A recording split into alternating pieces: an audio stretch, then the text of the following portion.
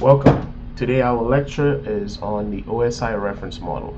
This model is fundamental in understanding how different parts of networks communicate. We'll break down the OSI's 7 layers, their roles, and how they interact. By the end of this lesson, we should be able to list and define the layers of the OSI model and identify what each layer does and why it is important. This reference model, the OSI model, divides the network functions into 7 distinct layers. Each layer has specific tasks, making network communication more organized and efficient. The process where these two nodes are trying to send information from 7 through 1, where we have layer 7 being the application layer, layer 6 being the presentation layer, 5 being the session layer, 4 being the transport layer, layer 3 being the network layer, layer 2 being the data link layer, and layer 1 being the physical layer. This process where it goes from the application layer all the way down to this, to layer 1, this is referred to as encapsulation. Encapsulation and the reverse process of encapsulation is known as de-encapsulation. If we understand these mnemonics over here, we have if you were to visualize this, we have easier ways to remember what how the OSI model operates. Now there are different mnemonics which identify, in this case over here, if we go from P, the first layer over here, well, layer 1 is P, D, N, T, S, P, and A. To remember these layers, we might go, please do not throw sausage pizza away. And if we go the opposite way, there's another mnemonic. All people seem to need data processing. In order to remember or have a better idea as to what each layer is, so that we don't forget it. It's just to remember the different layers and process this unrecalled information quickly. The actual responsibility of the network. Think of network layers as, in this case over here, the physical layer, the data link layer, the network layer itself. These layers are almost like the postal service, right? They handle all of the back end stuff where they move your mail from your mailbox from one state to another state, right? These layers are pretty much, they're responsible for this. These other parts over here, 7, 6, 5, and 4, it's handled by the host device, by the computer itself, right? And imagine this: if you're sending a letter, more than likely 7, 6, and 5 is the actual letter itself. What's in the letter, the contents of the letter, how you wrote the letter, is it encoded? Do you have any hidden stuff in there? So that would be the actual data itself.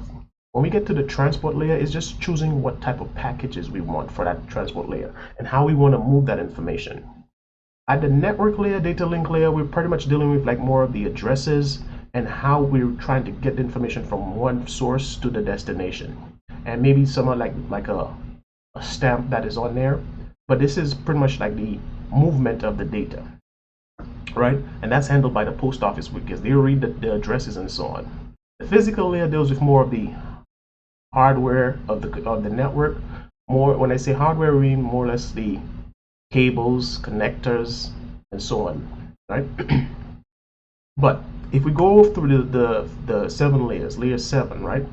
Layer 1, the physical layer. The physical layer is all about hardware, like I just said earlier, and transmission mediums, right? It handles the actual transmission of the raw bits that are going across the different mediums. So when we talk about fiber optic cables, coaxial cables, hubs, repeaters, modems, these devices and these cables and connections, it helps with facilitating bits moving across the network. Layer 2, on the other hand, is known as the data link layer, which manages node-to-node data transfer. It organizes the bits that we just got from layer 1 into something called frames. And these frames, which is the PDU at that level, these frames ensure that there's error-free data transfer. So devices like our network interface cards, bridges, switches, wireless access points, this is where these devices operate. At the network layer is primarily responsible for routing data. And in order to route this information, The PDU at that level is what is known as a packet, right? And it uses IP addresses to determine which path is the best path to move data across different networks. So this is from network to network. Routers work at this layer. Routers, the IP protocol, access control lists, and some of our basic firewalls operate at this level. The transport layer ensures the complete data transfer. It segments data, it tracks the data, it reassembles it into something that the destination will be able to understand, right? And at this level, the PDU at this level is probably going to be a segment, right? And there are two main protocols that operate at this layer. It is TCP, the Transmission Control Protocol, and UDP, which pretty much moves the traffic. These are two of the main protocols that operate at this level. Okay. Now we have some other devices that might operate over here, like at some of the more advanced firewalls and intrusion prevention systems, intrusion detection systems. They operate at this layer. At the transport layer, it handles different types of traffic to ensure that there are various applications are correctly being processed and they've been delivered properly. So if you really want a reliable protocol, we might use something called TCP, which is the Transmission Control Protocol.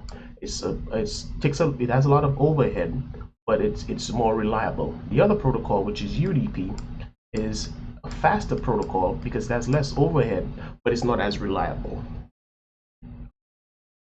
Now we're getting into more of the upper layer protocols, where we have the application, presentation, and session layer, right? These upper level protocols, they are pretty much, the host pretty much has the responsibility of managing this stuff. These layers manage data processing, how the data is processed, how the applications read this information. It ensures that the data is properly formatted and delivered.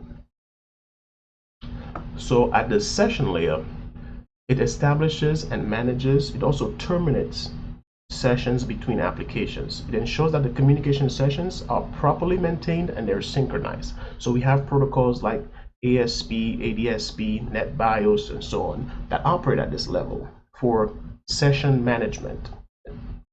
At the presentation layer, it translates data formats between the application and the network. So it pretty much handles stuff like encryption.